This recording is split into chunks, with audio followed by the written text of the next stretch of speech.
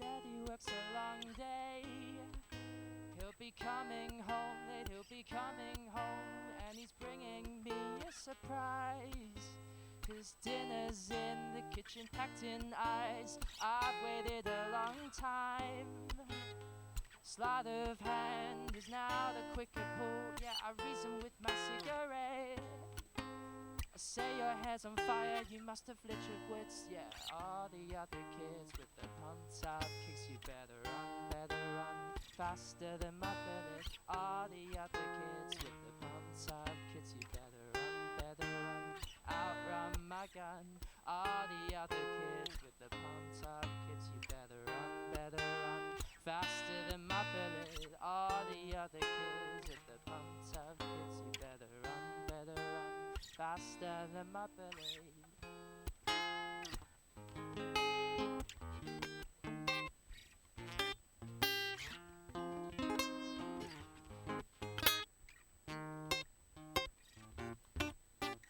All the other kids with the pump-top kicks, you better run, outrun my gun. All the other kids with the pump-top kids, you better run, outrun my bullet. All the other kids with the pump-top kicks, you better run, outrun my gun. All the other kids with the pump-top kids, you better run, faster than my bullet.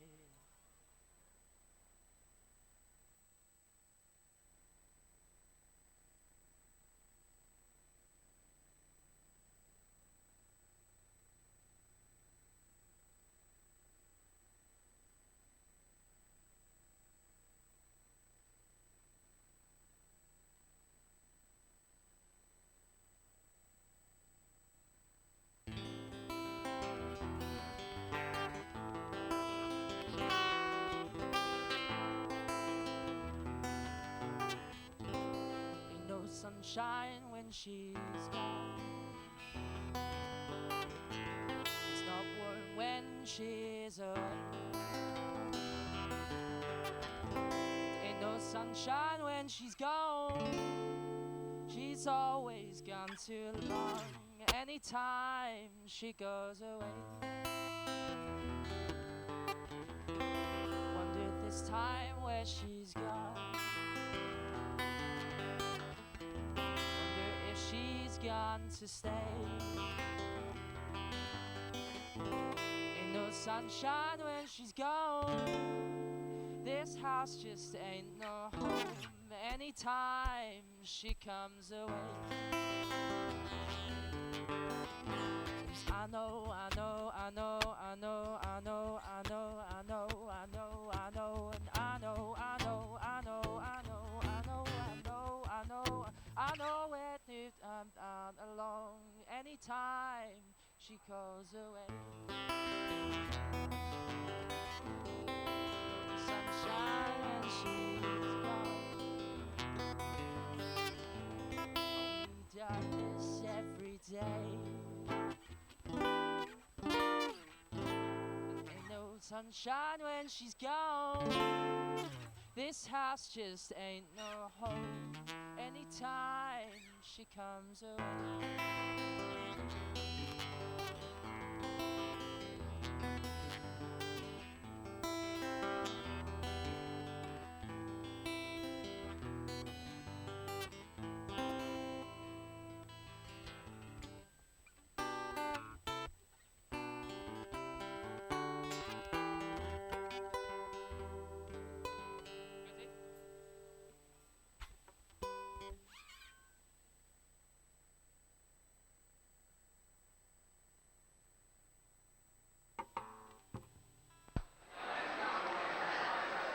Okay, would you like to come through and take your seats, please? Don't do that. Ruin the... Don't touch this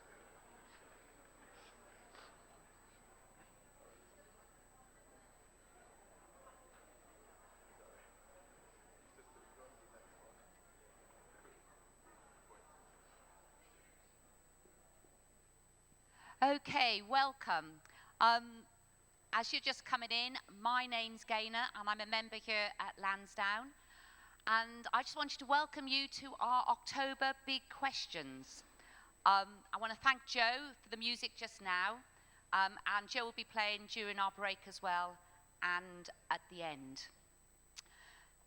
Our series, we've been looking at different questions, and these have been big questions that I know all of us struggle with at some time or other, or we have friends who ask us these questions. And tonight we're looking at God's undertaker. Has science buried God? We often think of Christianity and science really as two poles apart. The format for this evening is Michael Otts, who a lot of you all know, will come and give a talk in a minute in conjunction with Dr. John Dawson. We will have a break, and at the end, we're going to do our questions and answers slightly different this time. We're going to have a panel. So you will have 3 people to talk and ask questions to. And a lot of you know Michael, but most of you, I'd imagine, don't know the other 2 panel members. So I just want to get them up so we can introduce you to them and you can see who they are and who you can ask questions to. So this is Nay Dawson and Dr. John Dawson. Can I call you Dr. John Dawson? It gives you a bit more of a... No. Right. Nay, where are you both from and what do you both do? Great, so I'm Nay, married to John. We've got 2 little girls, Agnes and Anya. Motzi asked if I'd put them to bed and driven here and left them on their own in our house. And we said, no, my mum's looking after them, so it's okay, you can relax. So I'm a mum, we live in Southampton, and I work with UCCF on 2 projects.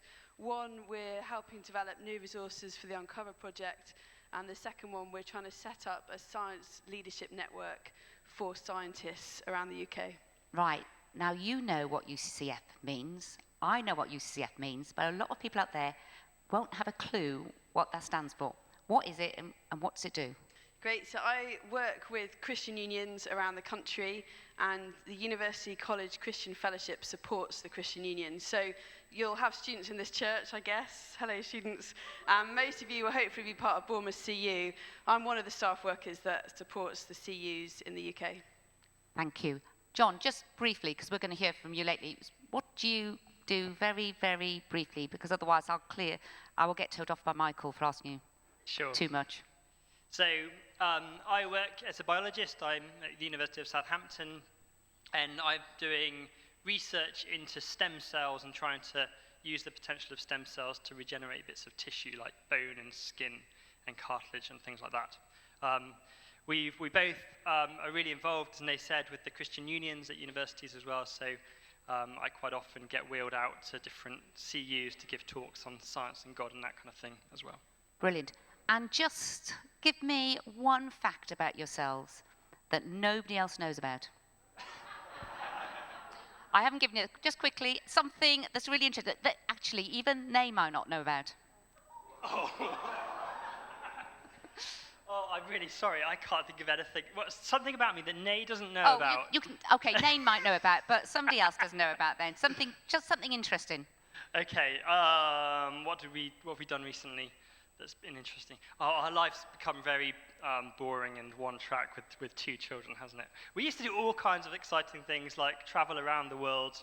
We visited all kinds of countries, but it's become a bit more simple now, hasn't it?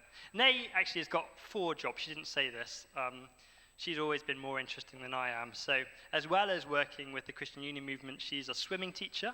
That's a great job. And she writes a magazine for families in Southampton, telling them what to do on their weekends. And 2 jobs with UCCF as well. So that's pretty good going. Brilliant, thank you. We look forward to being able to answer our questions. Before I invite Michael up, I just want to encourage you, as you're listening to the talk, there's a number on that screen at the top left-hand corner. Please feel free to text in any questions you might have. Sometimes you think, oh, well, I'll get to the end and I'll ask it, and you forget. But please feel free during the service. It doesn't go to Michael, it's all right, he won't be disturbed. Use that number, text a question. You can also write down questions on some sheets on the paper which are on your chairs with pens. And during the break, you can discuss maybe those questions with each other. Think of some other questions to ask the three of them. And we will also, during the Q&A time, we'll have 2 roving mics. So if, as a question's being answered, you think, actually, I want more clarification, or I disagree with that, or I want more information on that, or I'm not sure about that, just put your hand up and somebody will run round and you'll be able to ask the panel directly. Thank you. Michael. Great. Thank you, Gaynor. Good evening. Great to have you here, and let me add my welcome to you if you're here for the first time as we look at this big and important question together. People say, don't they, that you have to have one or the other, and that the two are incompatible. Of course, I'm talking about Southampton and Bournemouth. You have to choose. It's got to be Southampton or Bournemouth, and I break all the rules on this one because I go for both. In fact, I also support Leicester City for good measure, which normally means that at least once on a weekend, one of my teams wins. And of course, we might be able to stick Bournemouth and Southampton together, but the bigger and more important question tonight is, how do science and God go together? Is it compatible to believe in science and to believe in God, or do we have to choose?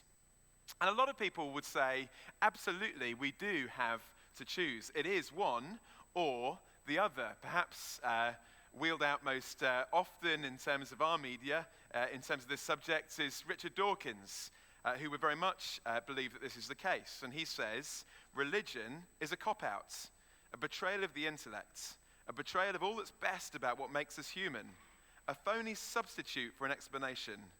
Religion in science is not just redundant and irrelevant, it's an active, pernicious charlatan. It's high time, finally, to send it packing. So for Dawkins particularly, you really do have to choose. It is science or it is God. More succinctly, Mark Twain put it this way: faith is believing what you know ain't true. And who wants to believe what they know ain't true? Is it a choice? Often it's pitted, isn't it, as a conflict. In the red corner, we have science and reason and evidence. And in the blue corner, we have faith and God and wishful thinking. And it seems that we've got this conflict. Can they really go together? Has science buried God? Now, I guess in an audience like this tonight, we might be asking this question for different reasons. We might be having different motivations. For some of you, maybe this is absolutely what you think. You think, yes, science has buried God, and this is why we shouldn't really consider seriously the claims of Christianity or any other religion. Science has made religion redundant. Or maybe you also think that science and God are incompatible, but from the other angle, you say, well, actually, I believe in God, and I'm a Christian, and therefore I'm very suspicious of science, because you see that science is something that's out to undermine your faith. Or maybe you love both. Maybe you are interested in science and you're either a Christian or at least interested in God, but you aren't quite sure how these two things can fit together. Maybe at best you basically consider them as living in two separate worlds. You have science over here and you have God over here, and they have nothing to do with each other. Maybe that's what you think. Well, why is it that we are often given this impression that we have to choose? And I suggest there are 5 reasons that are often given as to why this might be the case. These are things that people often say. Maybe these are things that you have said or would say. Some people say, well, there's always been a conflict between science and religion as far back as we can imagine. It's always a conflict. Or some people say, well, science inevitably leads to atheism. The more you're into science, surely the more likely you are to be an atheist, and people would suggest that statistics verify that. And then other people say, well, God only exists to fill the gaps of our scientific knowledge. We don't really need God because he only was there in the first place to explain the things we didn't understand, and the more that science tells us, the more we understand, and therefore the less we need God. He's a kind of God of the gaps. And then some people say, well, evolution is incompatible with the Bible. Surely the Bible gives us one story about how the world began, and science gives us a very different story of how the world began. How can those two things fit together? And then other people would say, well, science is the only way to know truth. If we want to know what's true, what's really true, then we'll need science. And if science cannot tell us that something is true, then we cannot really know for sure that it is true. So those are 5 reasons why people may see this conflict between science and religion. So let's look at them together and see what we find out. So firstly, has there always been a conflict between science and religion? It's often presented, isn't it, in the media as this battle between the two. And often because of that, one of the reasons for that is we look back at people like Galileo or Copernicus, and this idea that there were scientists who were opposed or persecuted by the established church, and that because of that, there's this conflict that's been going on all the way through history. Now, certainly there have been times in history when religious people have come into conflict with people who are scientists. But to say that is always the case, I think is, well, at best an exaggeration. It's just not always the case, is it? To say that because sometimes it happens, it always happens. It's a bit like Gaynor, who introduced it tonight, is Welsh, and I am English. And imagine if Gaynor and I had a fight, you might say, well, that means that all Welsh people hate all English people. But that wouldn't necessarily be the case, would it? It would just mean that 2 of us did in that situation. Okay, there may have been conflicts, but to say that that means that there's always been a conflict is just not true. And in fact, quite the opposite. If you look historically, the study of science grew out of the Christian or the Judeo-Christian worldview in the West. This belief that there was a God who created with order meant that people started to study science in the first place. And some of the greatest founders of the modern study of science were people who firmly believed in the existence of God, and many of them were Christian. And so this idea that there's always been a conflict just doesn't ring true when we look at history. In fact, Colin Russell, who was the professor of the history of science, said this: "It's not only historically inaccurate, it's a caricature so grotesque that what needs to be explained is how it could have possibly achieved any degree of respectability." It's just not true to say there's always been. Walking to the event to speak on this very subject, and I went past this laboratory, the old Cavendish laboratory in Cambridge, and it's famous for being the laboratory where Crick and Watson discovered the structure of DNA. And what was fascinating is that above the door, or on the doors of that laboratory, are inscribed these words in Latin. I won't try and read the Latin, but in English they translate to this, a verse from Psalm 111. "Great are the works of the Lord. They are pondered by all who delight in them." You see, historically, many people, when they studied science, would have seen that they were studying the works of God. They didn't see a conflict between it, and it was their belief in God that led them to want to study science. So there's not always been a conflict between science and religion, but does science inevitably lead to atheism? Often people cite statistics and surveys that show that the majority of top-level scientists in the world today are not Christians, or they are atheists. And so they say, surely, therefore, there's a link between them, is there not? Well, my dad, who's a maths teacher, used to tell me that there are lies, damn lies, and statistics, and we have to be careful what we kind of pull out of statistics. But even if we were to take these statistics as true, that doesn't actually prove that there's a cause, does it? For instance, the majority of scientists in the world are also male and white. But that doesn't mean it's incompatible to be a black female scientist. It just means that that's how it works. Correlation doesn't always mean causation. And actually, another survey that was done last century showed something quite different. What they discovered is that back at the beginning of the 20th century, they asked a load of leading scientists what their opinion was of God. And the survey showed that about a third believed in God, about a third didn't, and a third weren't sure. About 100 years later, they did exactly the same survey, the same question, with scientists 100 years later. And the survey showed, after 100 years of scientific research and advance, that about a third believed in God, a third didn't, and a third weren't sure. So after all of that increase in our understanding of science, it hadn't actually changed the likelihood of people to believe or to not believe in God. which is just maybe a different way of looking at it. And certainly, although there are scientists who are atheists, there are also many great scientists who are Christians, and later on we're going to meet one of them, and we'll talk to John. So it cannot be incompatible, because there are at least some, and actually quite a few, who are Christians and are involved in science to a great degree. But what about this? Does God only exist to fill the gaps in the knowledge that we have?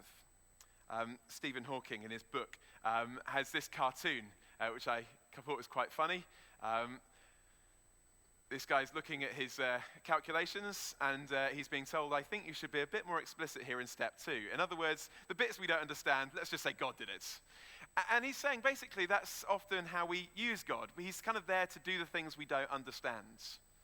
He says this: ignorance of nature's ways led people in ancient times to invent gods. So we didn't know why the kind of meteorological functions worked. We didn't know why rain came, so we would attribute gods to be the gods who brought the rain and brought thunder and things like that. And certainly that has sometimes been the case. People have seen God as an explanation for the things that they don't understand in the natural world. Although I would say, for a start, it's not always been the case. I'll give you an illustration. Up until recently, no one knew why there were holes in Swiss cheese, okay? No one knew why.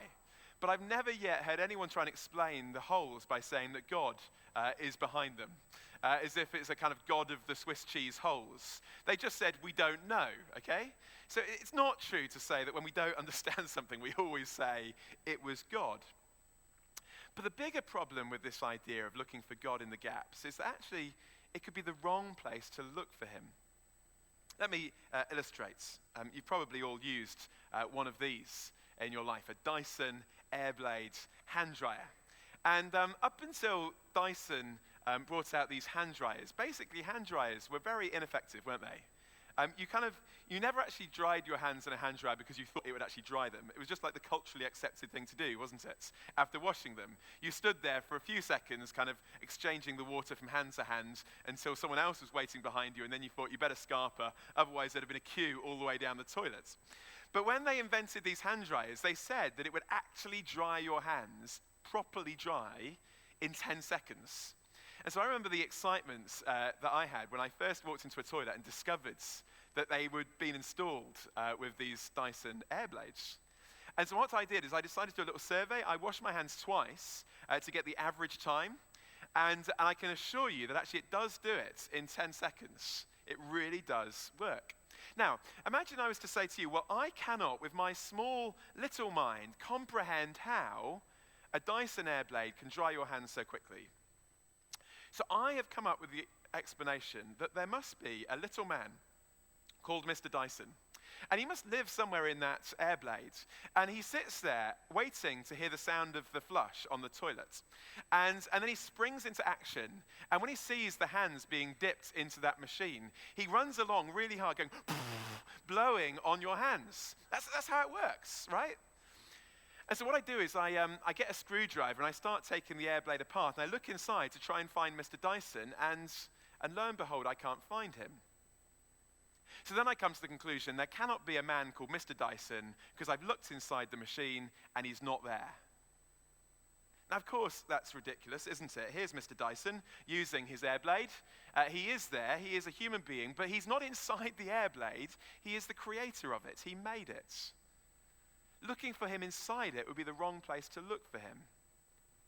He's not an explanation for the things I don't understand. He is the creator of it.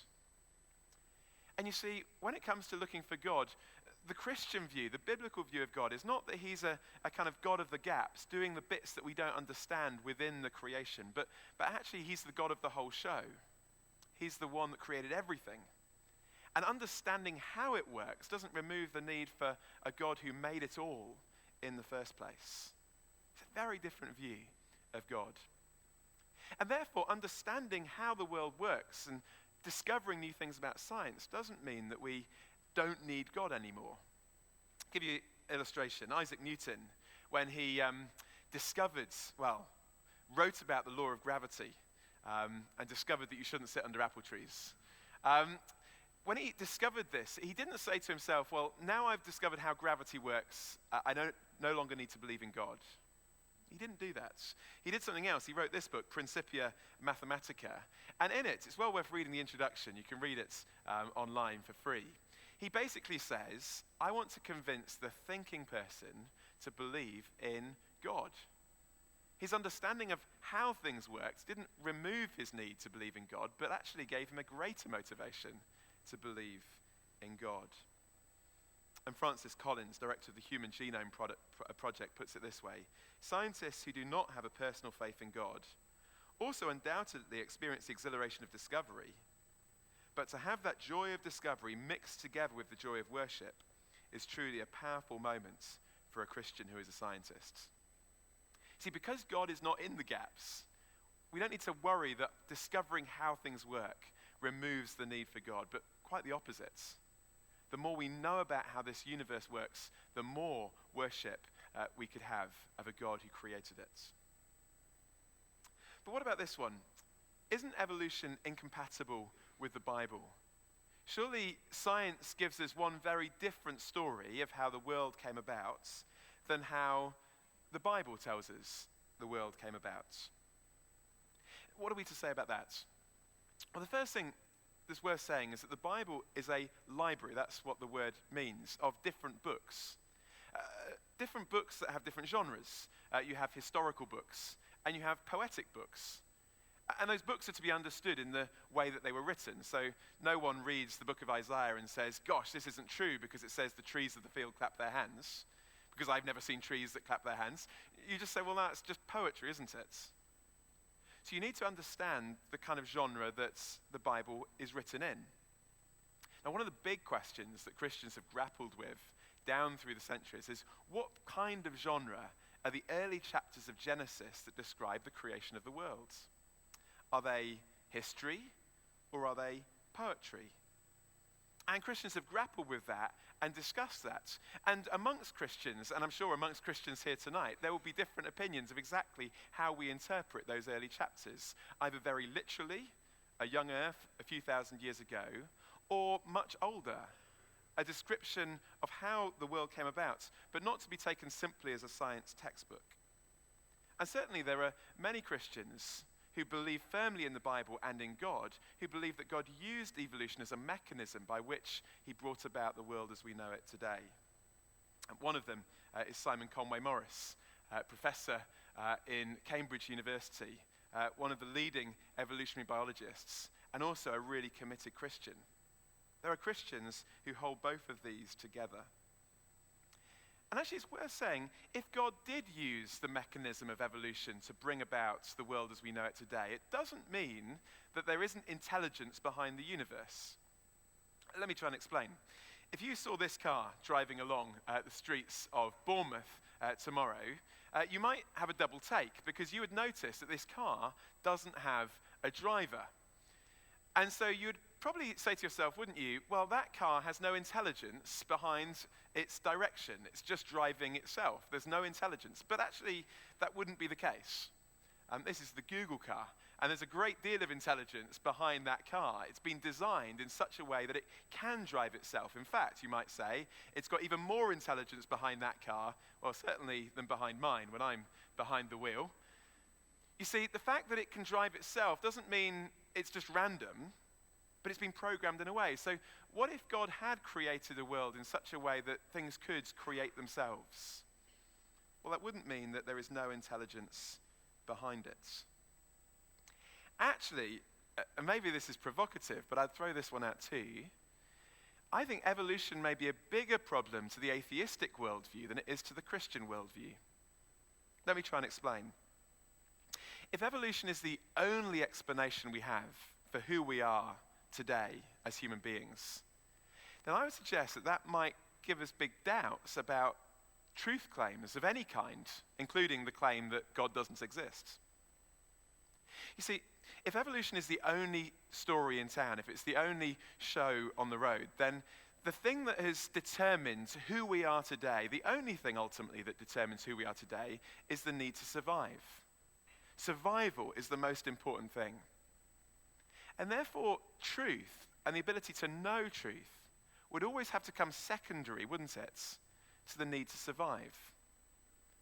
And therefore, how do we know that our brains have evolved to tell us things that are actually and absolutely true? It's not just Christians that have raised this question.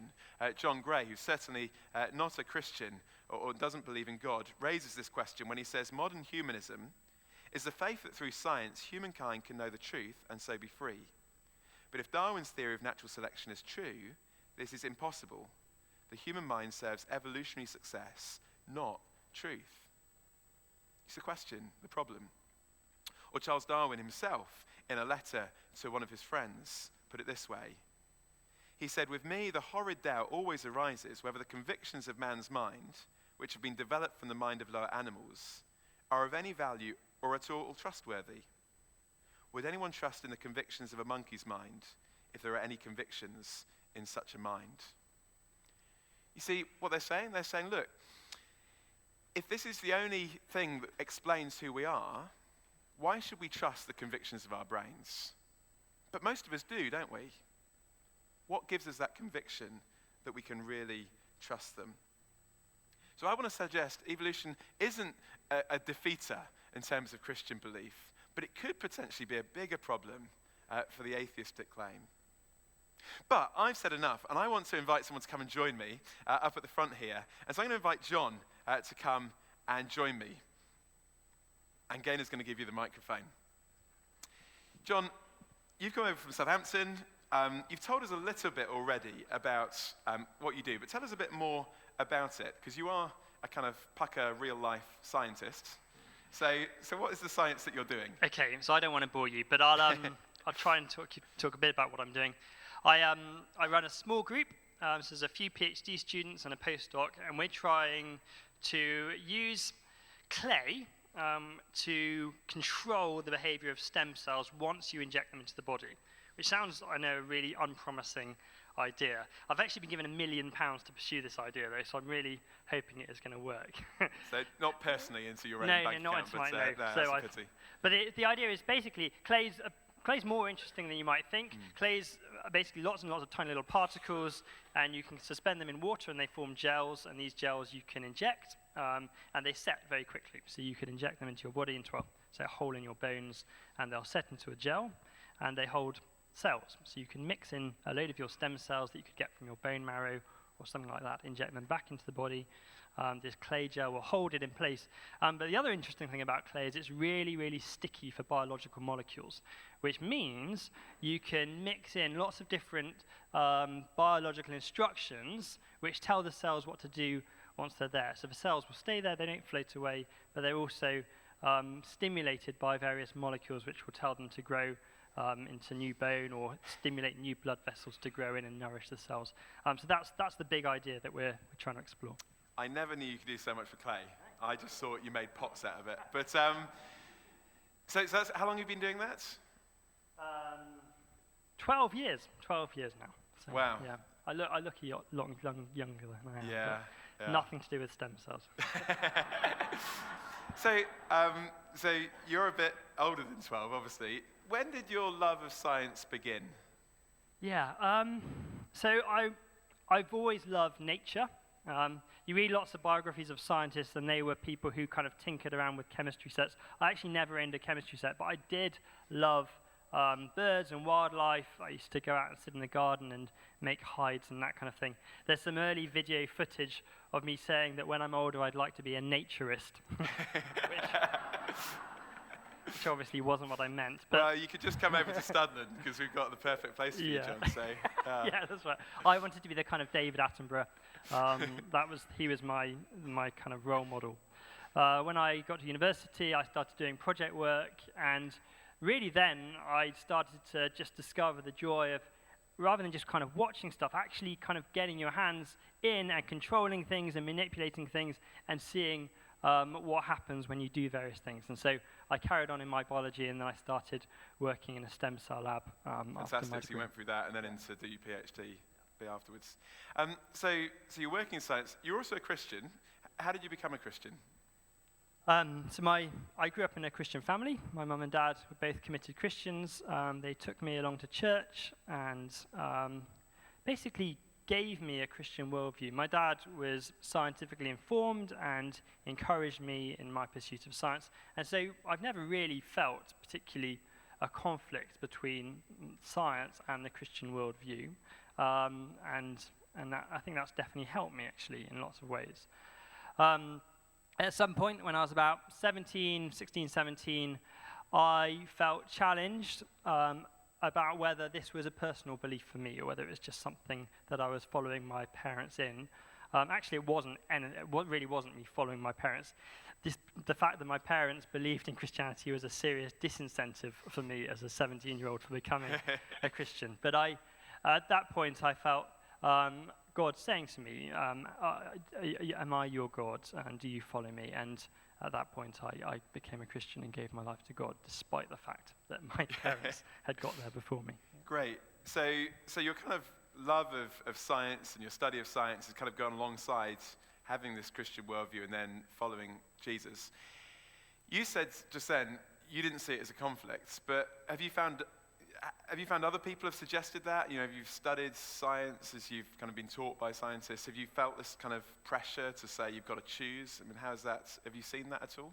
Yeah. So I think probably the biggest thing as a scientist and a Christian is I think there's a suspicion among my colleagues. I've got Christian colleagues who I meet up and pray with. There are also non-Christian colleagues. And I think from my non-Christian colleagues, there is a bit of suspicion that I am kind of slightly schizophrenic. I've got two rather different standards that I apply when I do my science Monday to Friday, and I work in the lab and I do experiments and try and do kind of form my beliefs on the basis of carefully planned, rigorous testing. And then what I do when I go to church on a Sunday.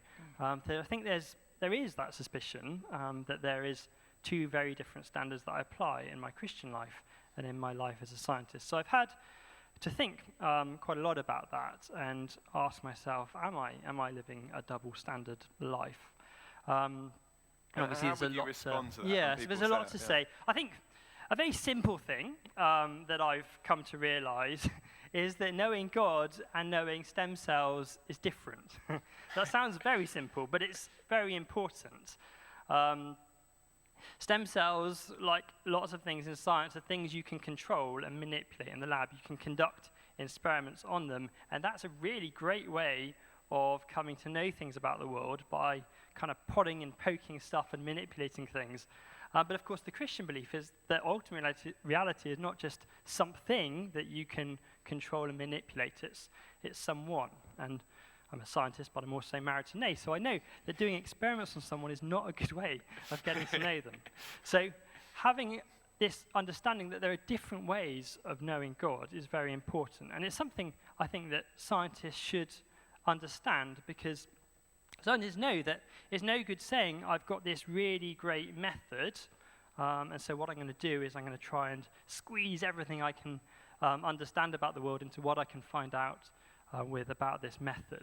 Scientists know that the method they use has to fit the thing they're trying to understand. If you've got a telescope that can only see so far, it's no good saying I'm going to squeeze all my understanding of the world, the universe, and everything into what I can see through my telescope. The scientists know they need to go and find out ways of seeing further. And so knowing God is different from knowing stem cells, and therefore the way I approach knowing God has to be different.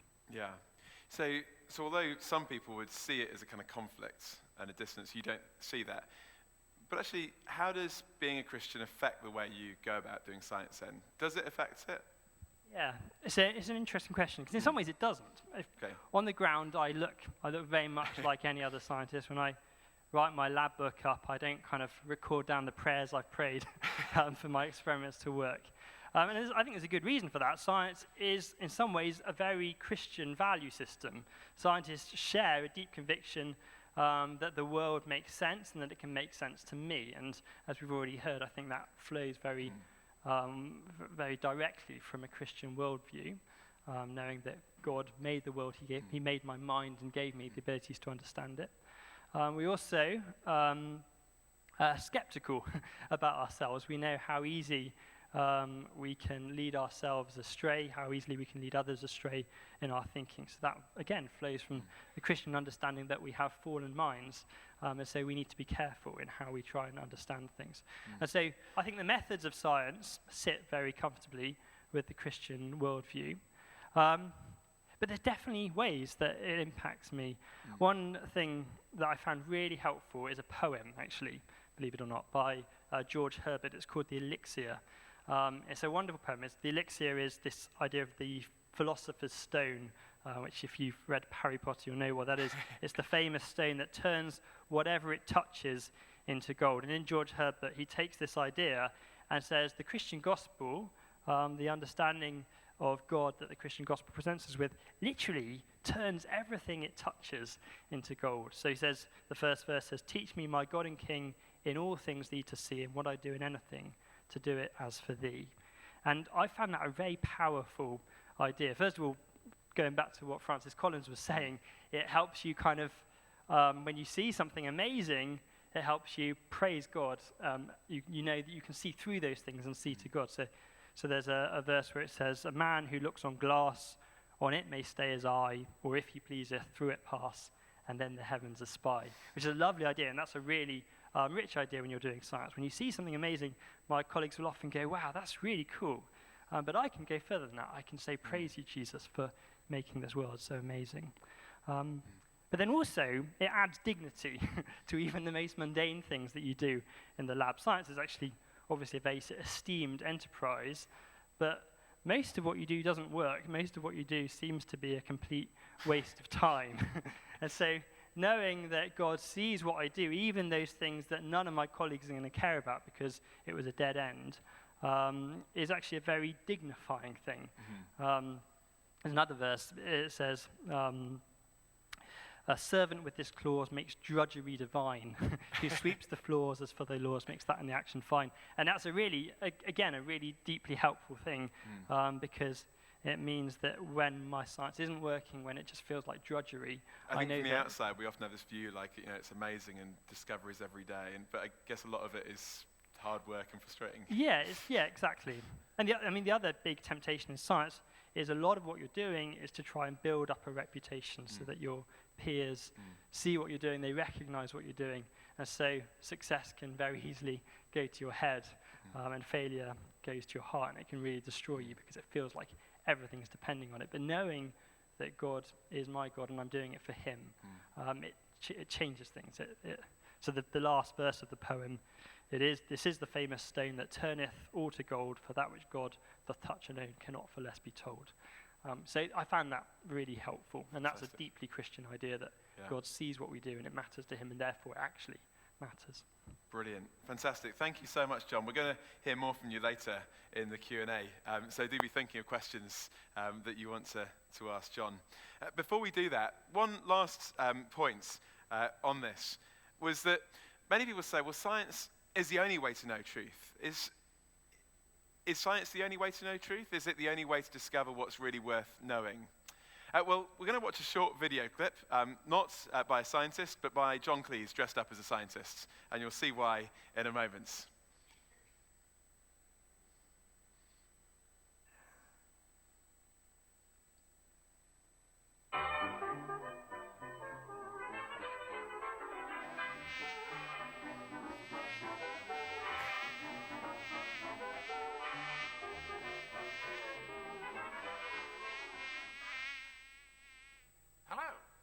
We scientists have now located a gene which we scientists believe gives people the need to believe in God.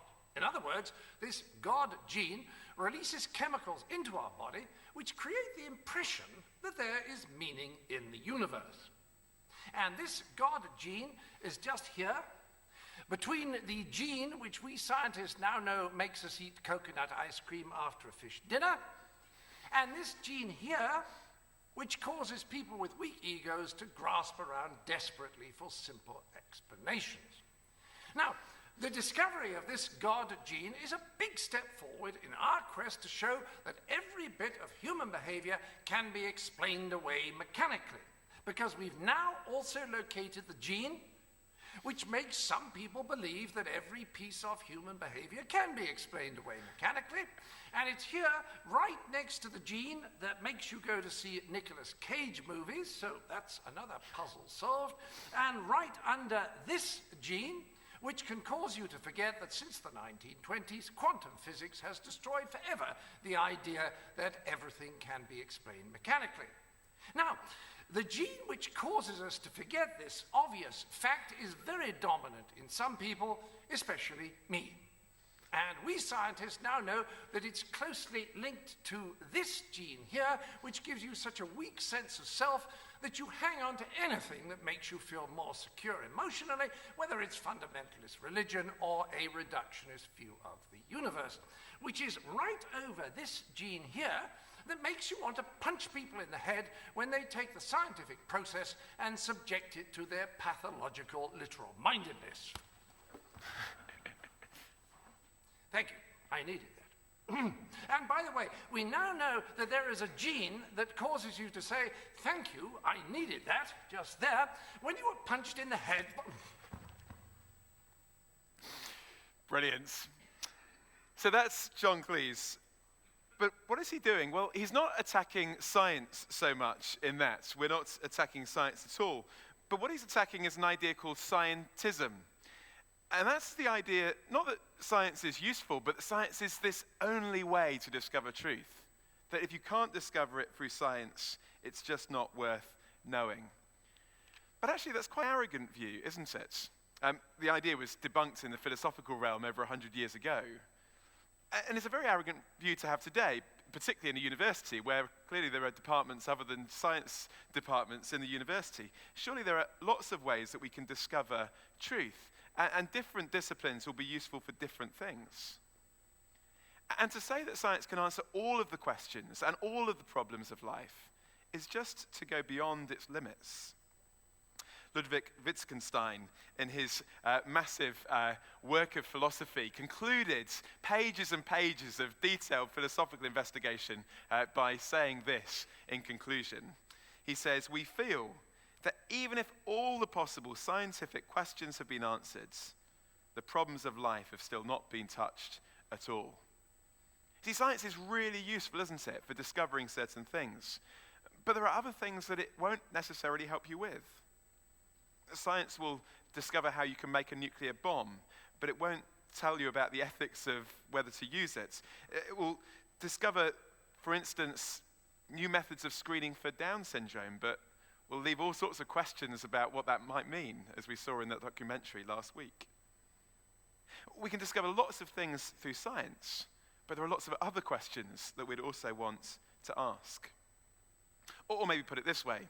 Imagine if you come to my house and you see that the kettle is boiling, and you say, "Why is the kettle boiling, Michael?" And I say, "Well, the kettle is boiling because those gas particles are combusting and passing energy through the metal to the water, turning it from a liquid to a gaseous state."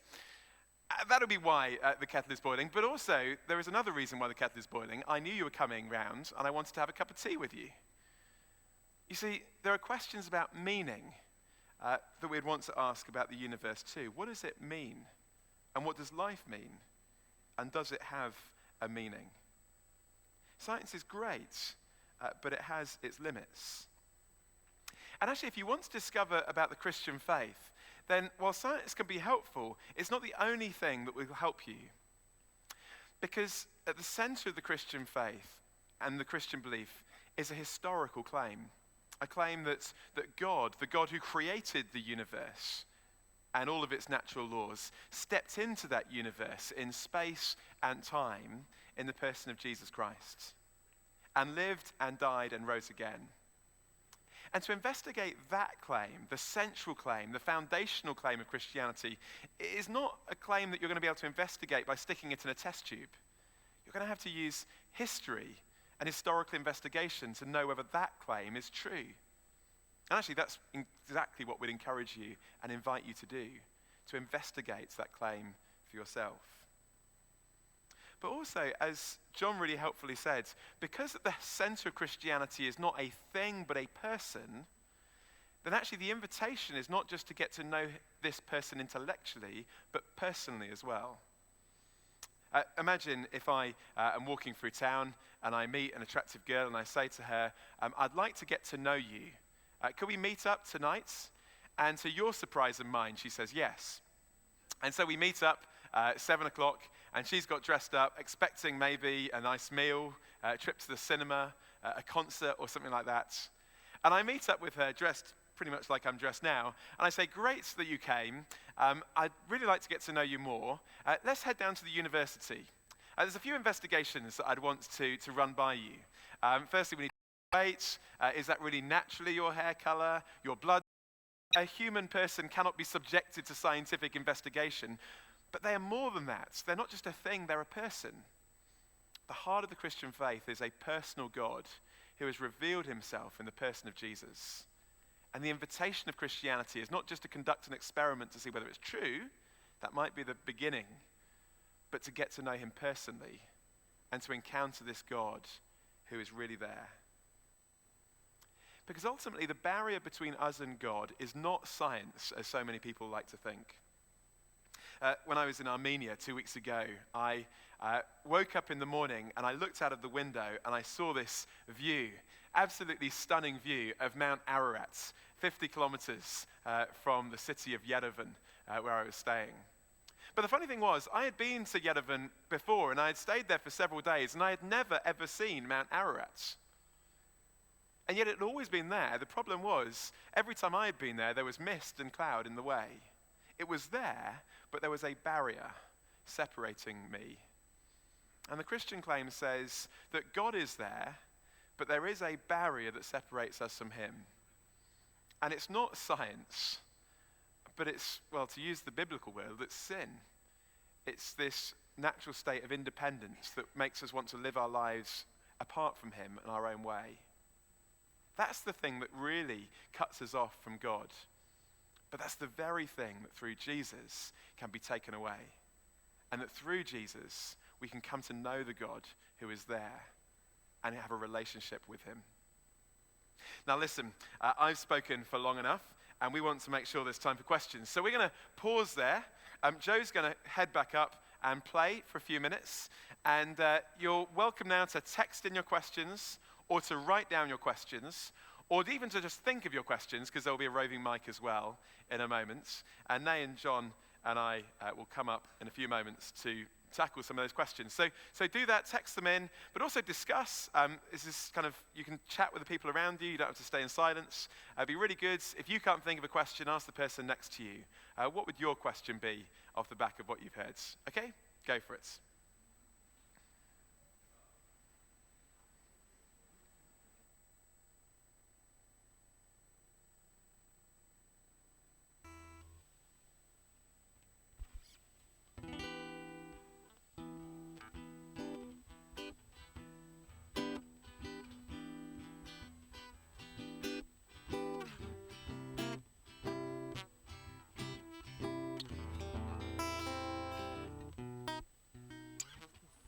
Swam out of the ocean, grew legs and they started walking, and the apes climbed down from the tree and grew tall, started talking, and the tears fell out of the sky. My tears roared into the ocean. Now I'm looking for a reason why I even set my world into motion. 'Cause if you're not really there, then stars don't even matter. Now I'm filled to the top with fear, but it's all just a bunch of matter. 'Cause if you're not really there, I don't wanna be either. I wanna be next to you. Black and gold, black and gold, black and gold.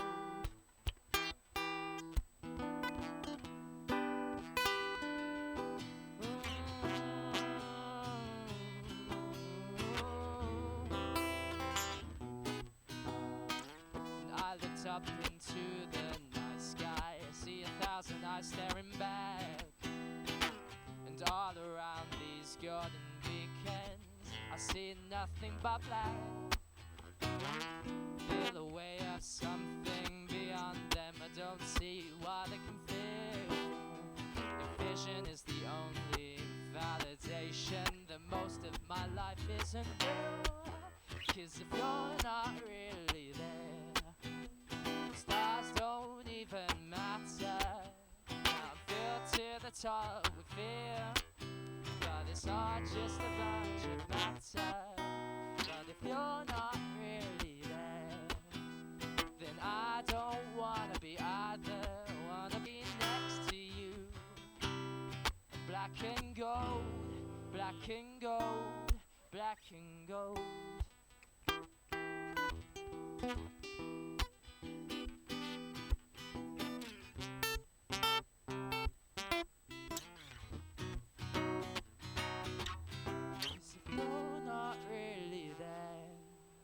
The stars don't even matter. Now I'm filled to the top with fear, but it's all just a bunch of matter.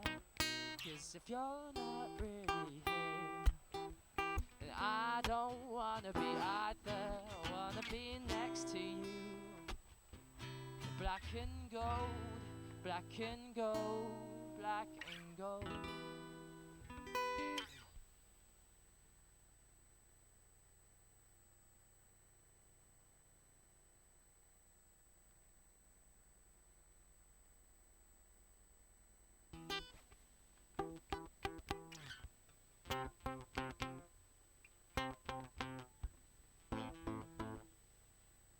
I want you to breathe me.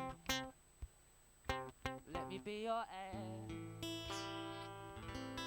Let me warm your body. No inhibition, no fear. How deep is your love? Is it like the ocean? Hold me closer again. How deep is your love? Is it like Nirvana? Hit me harder again. How deep is your love? How deep is your love? How deep is your love? Is it like the ocean? Pull me closer again. How deep is your love?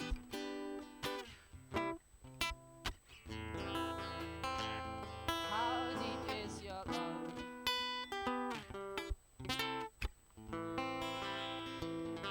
And open up my eyes. Tell me who I am. Let me in all your secrets. No inhibition, no sin. How deep is your love? Is it like the ocean? What devotion are you? How deep is your love? Is it like Nirvana? Hit me harder again. How deep is your love? How deep is your love? How deep is your love? Is it like the ocean? Hold me closer again. How deep is your love?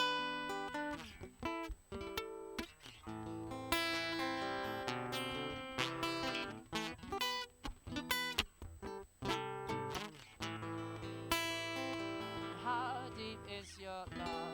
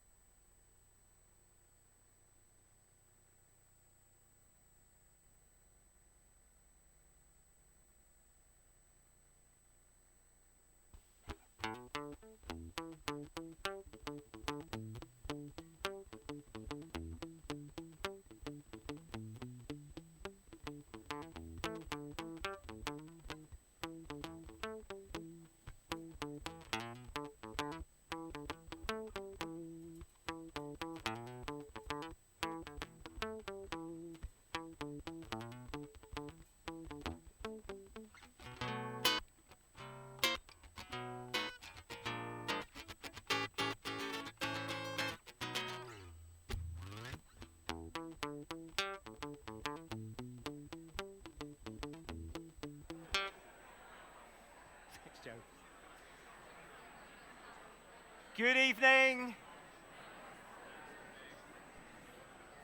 Good evening. You've got transferring over from Gaynor. I'm Peter Brown. I'm just going to host really the Q&A session, the questions and answers that you've come up with. We've had a good number coming in through the text, through the written forms, and we'll also interject with question and answers with the roving mic as we go through the evening. So this is where the point where before we've always put Michael on the spot. He can now relax a little bit because it's only a 1 in 3 in terms of answering the questions. But we've certainly got a good number that we're going to start off with. So and a wide selection as well. So I shall take my seat first of all, and I'll throw each question to the panel, and they can eagerly choose which one of them is going to answer. So the first one goes back to the dinosaur question, all related to science. Are dinosaurs mentioned in the Bible? How does this fit in with evolution? Yeah, so interesting question. That was a question that I pondered a lot as a boy, especially as I came across a picture book once with an actual picture of a dinosaur there amongst all the other animals in the Garden of Eden. I think it's important to remember about the Bible that the texts of the Bible were always written to a particular time and place. And so when God speaks in the Bible, he speaks into a world where there's ideas, and he speaks in a way that people can understand. And so the fact that dinosaurs aren't mentioned, certainly not very clearly in the Bible, shouldn't be surprising to us, because for most of the people in the original times when the Bible was written, dinosaurs weren't a kind of part of their world picture. That said, there are interesting creatures mentioned in the Bible that we don't know what they are. So in the book of Job in particular, a very, very ancient book, there's mention of a leviathan and a behemoth, so big, monstrous animals. And so there was some kind of idea of these maybe big sea monsters and something like that in the worldview of the people to whom God was speaking at the time of Job. And so God refers to those ideas. I like to think that maybe they've uncovered some fossils on a beach somewhere of these great creatures. They haven't got a clue what they are, but they've entered into their kind of stories and their folklore, and God brings them up as he speaks to them. And a lot of people actually feel that can be a block to the Christian message. So the next part was, how does this fit with evolution, do you think? Well, I would say, as John said, I mean, yeah, I guess it's not, in the evolutionary system, you would say dinosaurs were part of that process. I don't think it would be seen as a problem. Mm-hmm. I guess the question is how that fits with the Bible, as we were talking there. And I think what I'd say is that there are Christians who have different opinions on that. I think, as I said, some Christians would see the world as relatively young, and that they would try and therefore their answer to that question would fit according to their view of the age of the earth. And other Christians like Simon Conway Morris in Cambridge, who would believe that God used the process of evolution to bring about his creative purposes, and therefore his view or answer to that question would be quite different. I would say the reality is, Christians can hold different views. And if you're not a Christian and you're saying, well, that's a bit weird, I just want to say that there are lots of things that Christians don't always agree on. That's okay, because there are some really essential and important things that we do agree on, like Jesus and what it means to follow Jesus. Yeah. And so questions like exactly how old is the earth and exactly how dinosaurs fit into that aren't ones that we have to be definitely sure of, because my faith isn't ultimately in dinosaurs and when they fit into the process, but Absolutely. in someone else. It's not a fundamental that we need to have an exact answer in order to take our faith forward. And that pretty much links with the second question, which is, do you think carbon dating conflicts with the Christian view of the age of the world? So what you're saying there really is, you can have a different view on how old the earth is. I mean, I've heard it mentioned that, God can make things old. So some people would say that God makes things of apparent age, and that would be how they would try and explain that the world looks like it's a lot older than it is. But I would want to say, I don't think the Bible's designed to give us an age of the earth. I don't think we're meant to add up all the ages of the people in the Bible and get a kind of big number at the end. Partly because actually in the Bible, when it gives us those genealogies, they're not complete. So when it says father of, it can mean ancestor of. And so clearly it's not describing every generation that there's ever been. And so I just don't think the question of the age of the earth is the one the Bible gives us a specific answer to. And Christians, depending on their views of science, will have different views on exactly how old it might be. Good, thank you. Do you think it's okay to test products, treatments on animals? Does this conflict with the Bible telling humans to be stewards of the earth? Thank you. That's a really, really good question. And it's something that I've personally had to think about in my research. I think the answer I've come to is that the Bible allows the use of animals. So Christians disagree on whether we should be vegetarians or meat eaters, but certainly the Bible seems to indicate that eating meat is permissible. And so animals are there as part of our culture and what it means to be human beings. They're there for us. That doesn't mean we should use them and abuse them, but they're there to be stewarded and looked after, but they can be used by us. And so for me as a Christian, when I go into animal labs, you'll often see these animals being very, very well looked after. There's all kinds of care to make sure that animals aren't being unduly treated or suffering unduly. There's careful use of anesthesia and all that kind of thing.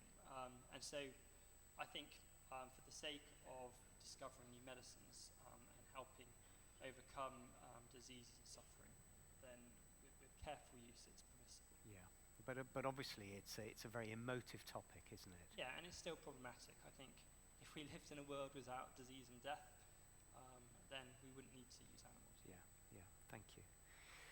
If God is behind scientific creation, why hasn't God been found through evidence or shown himself through evidence?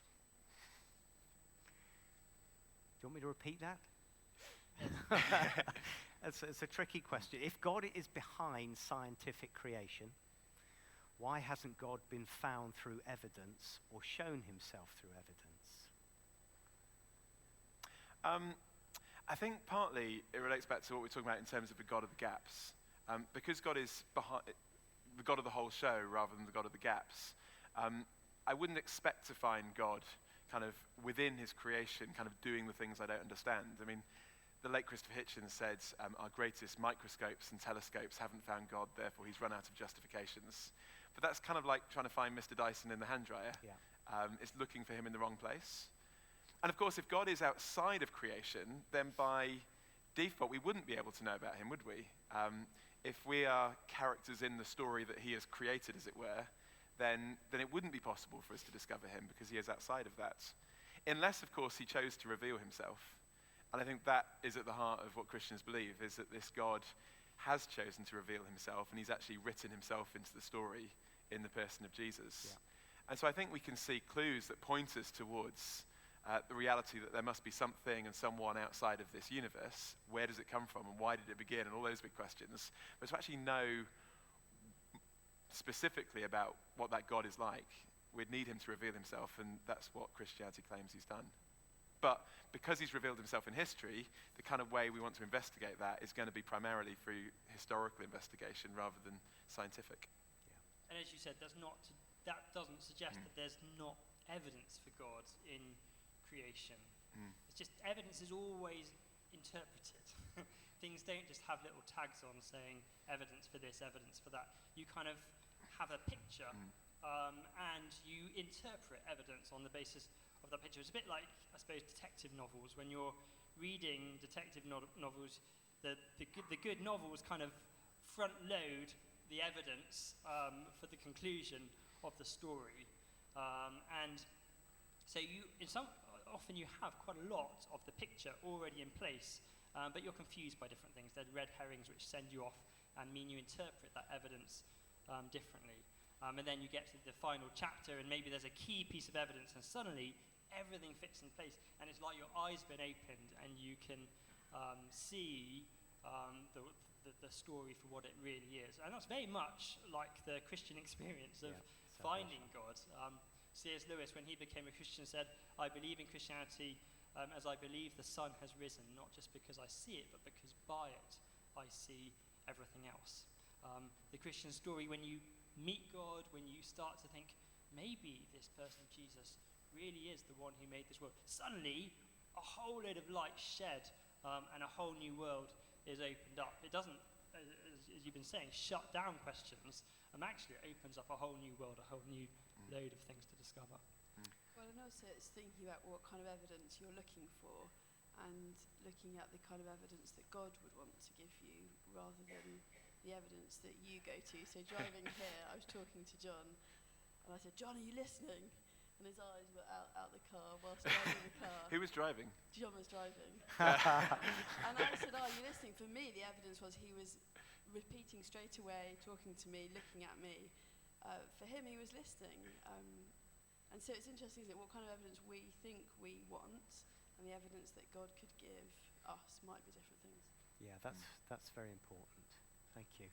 Now, I'm conscious of the roving mic that we have. We have a lot of questions. Is there anybody that has a question they'd like to ask on the roving mic? Andrew, down here. Oh, microphone just coming up to you.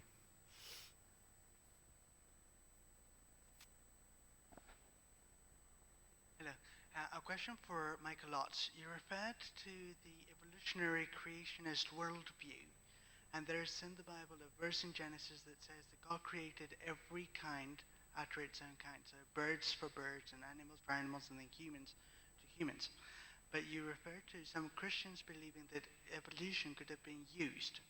How do they square that with that verse and with the anthropic principle that indicates that everything tends to go worse rather than better? Great. I think that is. Well, firstly, I'd say it's the way Christians kind of interpreted Genesis is obviously a huge topic that would be worth looking into. A guy who's well worth reading on this is a guy called Dennis Alexander, who is trying to look at how he is a Christian who believes in evolution and seeks to reconcile those two things together. And so he would go into a lot more detail in terms of actually how do you put those two things together. And I guess one of the questions we want to ask about Genesis is what is the primary purpose of the author of Genesis? What is he wanting us to understand? And I think sometimes we kind of miss the wood for the trees because we're asking the wrong kind of questions of the text. So we're wanting to kind of ask kind of questions about how this fits. We're actually, what is it saying about in terms of our relationship to God, our relationship to creation? I think what we'd all agree on is that whatever your view of the mechanism, that human beings are not just highly evolved apes, but we are given a dignity and an ability to relate to God by being created in his image, however that came about physically, and that we are given responsibility, not only because we can now relate to God in a way that animals can't, but also we have given responsibility to steward and look after the world. So I think whatever your view of actually the mechanism, I think both people of both opinions would say humans have real value and dignity on that. I don't know, I'm going to pass that over I know you said to me, but I'm going to pass it over to John. Thanks for addressing it to Michael. Yeah, I mean, I basically agree with Michael says. We shouldn't really push the Genesis text to address the questions that weren't really being addressed by God as he spoke Genesis. I've been really helped by John Calvin's commentary on Genesis.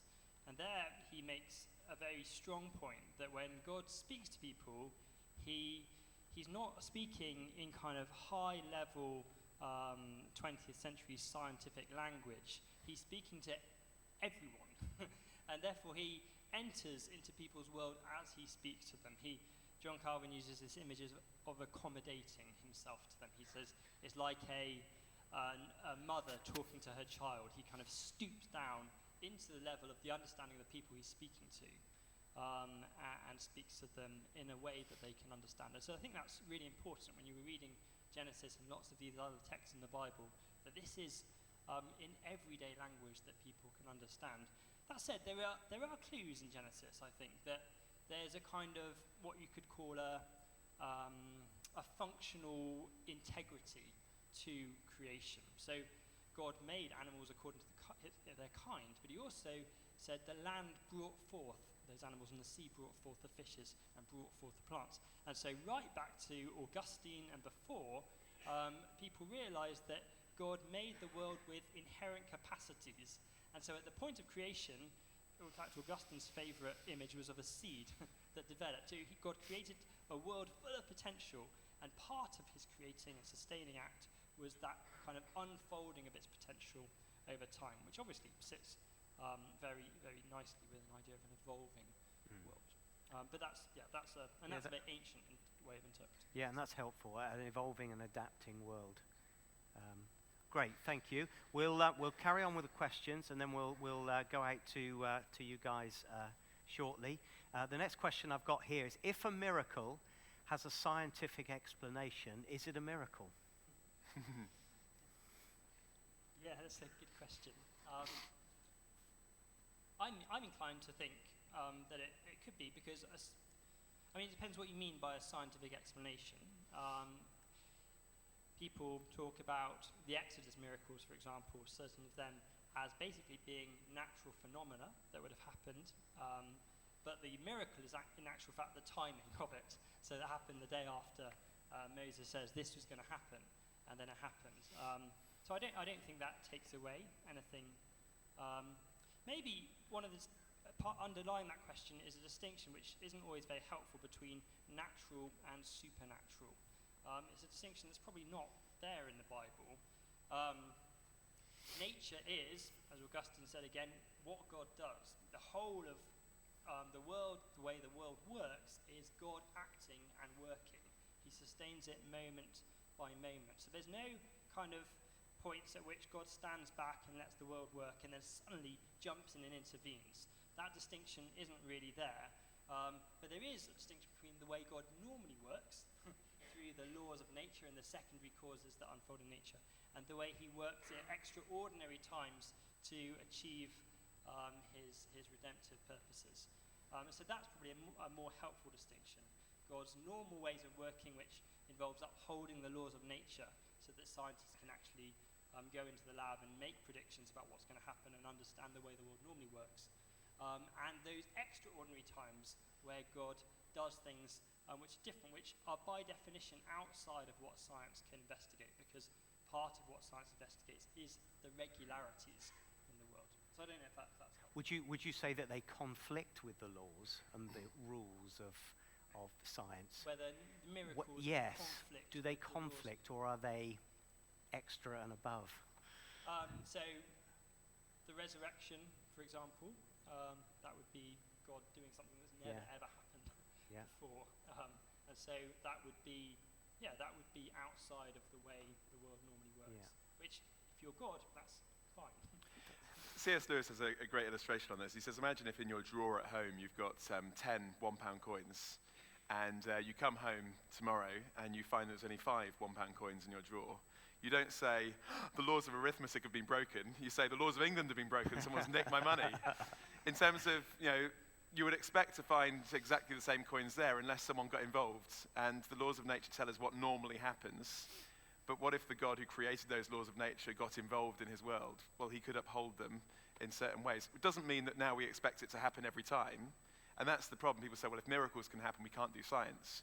No, it's actually the very laws of nature that would identify a miracle anyway. And we're not saying, therefore, because God can intervene, that, and turn water into wine, every time I look at a glass of water, it's going to turn into wine. Of course not. I don't see there's a conflict between them. I think the idea goes back to the philosophy of a guy called David Hume, but I don't think it actually, in reality, is a big problem. Good, thank you. I'm conscious of time. We've got perhaps a couple of questions. One that's more of applied, not necessarily scientific. Science doesn't require faith. Christianity does. Isn't the latter just a matter of interpretation? Yeah, so that's often said that science doesn't involve faith. It does, actually, a lot of it. But a particular understanding of faith. So the Christian understanding of faith is this idea of faith-seeking understanding. We believe in order to know. That's a really important thing. The reason Christians have faith is so that we can rest on God and come to know him personally. We put our it's like faith in the Christian worldview is kind of committing yourself to a belief and discovering the truth of that belief as a result of that, just as I've committed myself to this chair in the faith that it's going to hold my weight. And by the ones over there wouldn't have done, so that's why we're on these. They're broken. There's a phrase there. So by putting my faith in this chair, I have now discovered. If I was skeptical about this chair and I was stood here refusing to put my faith in the chair, I'd actually never know whether the chair would hold my weight or not. It's only by actually sitting in that I discover. And obviously that's a very basic way of doing science. The reason I invest the money in my grant and invest my time is because I believe that I might be onto something. What motivates me to get out of bed and go in early in the labs is because I think I might actually discover something today. So you see, I'm motivated by what I believe. When I wrote my thesis, I had maybe 200, 300, maybe more citations of other scientific works that have gone before me. There's no way I could have repeated every single one of those experiments that went before me. Otherwise, I'd never have got to discover anything new. Now, I kind of rest on the weight of those experiments. I trust them. And by trusting them, I can then discover new things. They might turn out to be wrong, and by trusting them, I discover that they're wrong. But that's really the same thing in Christianity. We trust God, and by trusting Him, seek to live. Great. Okay, thank you. Now, the last question, it's very specific, and I think it would be wrong not to include this one. Some people are, this is really to you, John, some people are uneasy regarding harvesting of stem cells and what they might ultimately be used for. Could Dr. Dawson explain a little about how he views these things? Do you think this may interfere with God's plans? Okay, that's interesting. So, the big issue with stem cells is their source. So, the kind of principal stem cell is the cell that you and I each developed from right at the beginning of our life. We all started life as a single cell, and that cell divided and started to specialize to form all the different tissues that make up our body. And so each of us are proof of the potency of stem cells and their ability to make a whole human being and all of the tissues that make up our bodies. And so when people do stem cell research, one of the kind of most powerful sources of stem cells are cells that are obtained from the very, very early human embryos. So when people have IVF treatment, several embryos will be implanted and others will be stored. And stem cell scientists have campaigned to be able to use those stored embryos that would otherwise be destroyed as a source of cells for both research and for therapy. Now, I find that very problematic, actually, and I think it is problematic. Even James Thompson, who pioneered the derivation of human embryonic stem cells, said that if it doesn't make you uncomfortable, you've not thought enough about it, because it is a genuine problem. These are cells that could one day develop into a human being. Some Christians have said because they're pre-implantation embryos, they're very, very early, so over the course of a normal trying for a baby, several of these embryos will typically be lost just through normal attempting to have a baby. So on that basis, some Christians have said it's permissible, and I can definitely feel the force of that argument. But personally, although I'm not very sure, personally I've stopped short of using those cells in my research, and I've decided only to use cells from consenting elderly people having hip operations. That's my main source of cells. There's been actually a very big breakthrough in stem cell research, which has meant that we now no longer need to use these cells at all. So 10 years ago, a guy called Shinya Yamanaka from Japan won a Nobel Prize for discovering that you could take one of your own fully specialized cells, say from your skin, even from old bladder cells washed out in your wee. You can take some of those cells, you can recover them, and you can turn on a few key genes and basically reset the clock and make them back into stem cells, which is an amazing thing, because then you could then take those stem cells, grow them up, and make, for example, new neurons to treat Parkinson's or new pancreatic cells to treat diabetes. So that's an amazing breakthrough, and that means that they're your own cells and we don't need to any longer use embryos as a source of those cells. So I think that's a very exciting. So really exciting development in terms of treatment and medicines. Yeah. And it's what motivated Yamanaka actually was seeing some embryonic stem cells growing in a culture. He just had a daughter a few years earlier, and he realised that at that very early stage, his daughter would have looked exactly the same, and that motivated him to search for an alternative.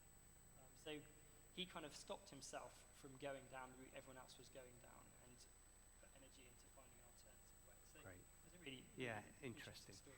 And I think it's really important that we are aware of some of the basic issues in terms of the debates on issues such as stem cells. Very easy to say, oh, I won't bother learning about that. But there's, we need to have a view, don't we, on what we think about just things. make really clear, if you're at the General Hospital in Southampton, you see John walking down a corridor with a bag of stuff, it could be adult stem cells taken from a hip operation and then used in his lab. So he doesn't work with fetal stem cells, and he's made that choice very clearly and quite painfully for some of his research, and has lost papers because of it. Great, thank you.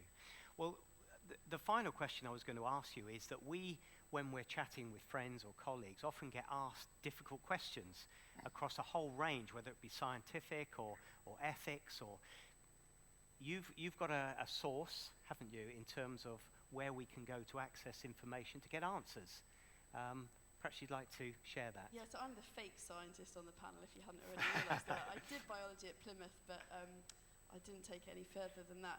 But what I'm really interested in is seeing everybody equipped to have a go at answering hard questions. And if you're anything like me, in the ordinariness of life, friends ask you questions, and often it's at times when you're just not prepared to give a really good answer.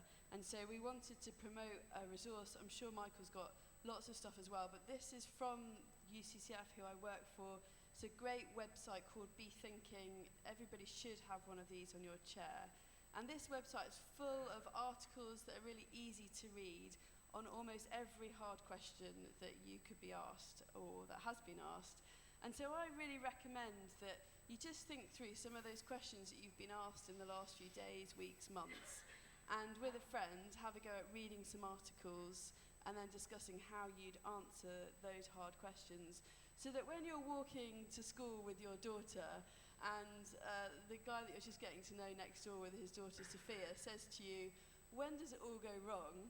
Looking at my daughter and his daughter holding hands skipping down the road at 8:45 in the morning, you've got a really cracking answer or a question to ask him. So I really recommend this. Every one of us, whatever your background, can have great answers and questions to our friends' questions. That's lovely. So if you make reference, you've got those cards within each of the seats. Definitely something to use as a resource, and also questions that you may have yourself. We are all challenged the whole time with questions about our faith. So an important resource. Now, we've tried to answer most of the questions that we've had tonight. If we haven't answered them, or you have any others that you'd like to ask, then do come and speak to Michael, Dr. John Dawson, or Nay Dawson. There are other questions. If it's about your faith or just about Lansdowne, speak to those guys who've got the lanyards on with the big questions, and they'll hopefully be able to answer. Or indeed, people that you've come along with this evening, just ask them if there's anything that's on your mind. We do have some books by the cafe and refreshments. One in particular is a book by John Lennox, God's Undertaker, Has Science Buried God? Now, I know, Michael, you want to say a few words on that?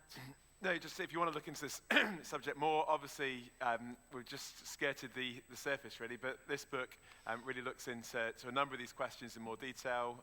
Many of you might have heard of John Lennox. He's kind of well known for having debated Richard Dawkins on a couple of occasions on these kind of subjects. And so that's a really helpful book to look into this in more depth. So that's on the bookstall. Some of those other questions about miracles, and particularly if you want to ask those questions about how can you historically investigate Christianity, my book next door, But Is It True, it starts with the science question, but it moves on to some of those historical questions, and also has a chapter on the question of miracles that came up earlier too.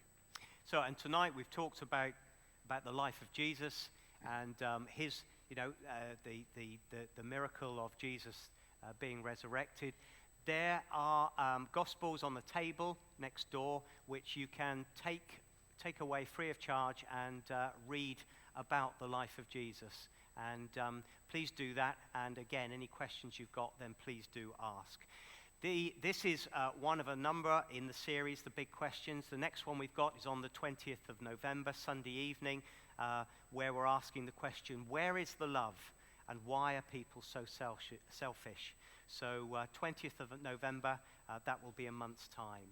So that concludes the formal part of the evening. Refreshments are available next door, but I'd just like to thank Michael, John, and Nay for your on-the-spot answers. We hope you found that interesting this evening, and for Michael's talk, and for Joe with the music.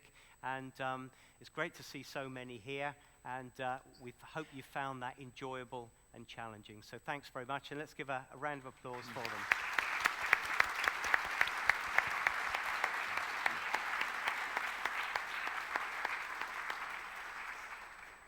Thank you very much. So please go across next door for teas and cake.